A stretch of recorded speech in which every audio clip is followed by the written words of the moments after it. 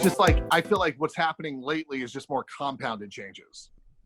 When you say compounded changes, are you talking like, first we have COVID, then we have this, then we have that, then we have this, and well, Exactly. Yeah, yeah. It's just a it, complete rewiring of the way we think, the way we live, our expectations, like well, economically, technologically, biologically. It's just yeah, well, if you it's think all up about for it, grabs. that actually makes it easier because it's not like we're hit with fires, evacuation, smoke, COVID, social unrest, civil Yeah, rights movement, all that. We're not hit with all this stuff at the exact same time yeah. because most people would not be able to handle that. But it's like, Oh, you put true. the Yeah, frog in the boiling pot. You don't throw the frog in the pot while the water's boiling because they'll jump right out.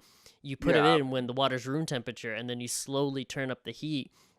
um that's kind of how it is right now, and it kind of makes it True. a Yeah. little easier because it's like, okay, COVID hit, shelter in place hit. Okay, once we got Right. acclimated to that, then the next thing hits, and then It's all of a true. sudden That we is have true. murder hornets, and then all of a sudden Right. we have wildfires, and then Yeah, all of a yeah. sudden we have protests, and then everyone forgets about COVID and they go to protests, and which is such a interesting um dynamic when it comes to Yeah. COVID, because so I went to a couple protests in San Likewise. Yeah. Jose, Okay. Fremont, and Milpitas. I went to a few, and it was very interesting because everyone there was wearing their mask. Nobody was close to each other, and Mhm.